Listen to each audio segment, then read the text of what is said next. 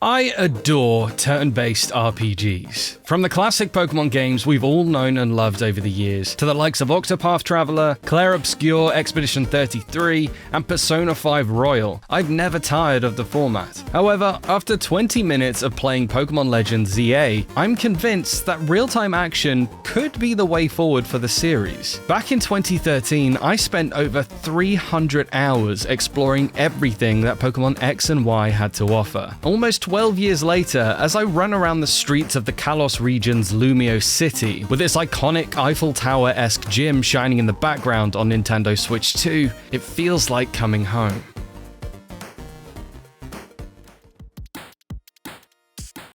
When you're given just 20 minutes to play the new real-time Pokémon game, however, there's not much time for sightseeing. Although I could have spent hours losing myself in the nostalgia, the real highlight is obviously trying out the new battle system, which genuinely took me aback by how different it is. Battles are now fast and frantic. There's no time to waste sitting around and contemplating options when attacks are being sent in your direction, whether you like it or not.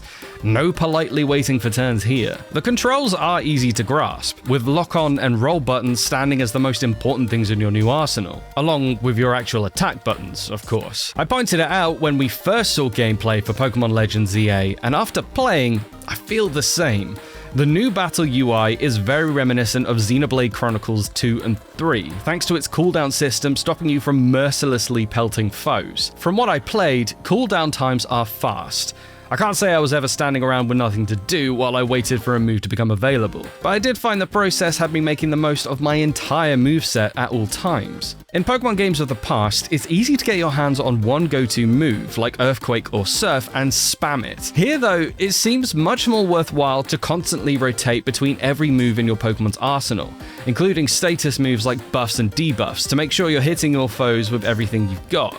Something that previously was usually reserved for the competitive scene. On paper, it might sound like button mashing would be a valid option here, and maybe it would get you through some of the simpler fights, but bosses are on another level. The second half of my demo sees me team up with a Lucario in order to take on a rogue Mega Absol. The Mega Evolved Mon is bulky. Despite having a plethora of super effective fighting type moves, it doesn't go down without a fight, and is constantly aiming not just for Lucario, but me personally. Constant movement was a requirement, and dodging nimbly between incoming attacks while sending out aura spheres is genuinely exhilarating. The whole fight here probably lasted about 5 minutes, and I can't say I could have sat back and relaxed at any point during it. And I mean this as a compliment. Pokemon has been my favorite game franchise since I was 8 years old, and while I can honestly say that I've enjoyed my time in every entry I've played, all I ever really wanted from a game was to feel like I was living in the anime series. Even from this short snippet of hands-on gameplay, Pokémon Legends ZA feels like that game, with you as a trainer suddenly far more involved in battles than ever before, and your trusty friends fighting by your side in a fluid way that's never felt more real. Don't get me wrong, I don't want turn-based combat to disappear from the series entirely, but I need to see more of this. Of course, the demo was limited. I'm still left wondering just how expansive the full RPG will be, considering that it's set in a single city, as I wasn't able to explore the area in a massive amount of depth. However, from a combat perspective, it's looking very promising, and I cannot wait to play more. But what about you? Are you excited to play this new experimental Pokemon series entry? What do you think of these new battle mechanics and how they fare compared to previous entries? Let us know what you think, and stick with GamesRadar for everything you need to know on 2025's biggest games.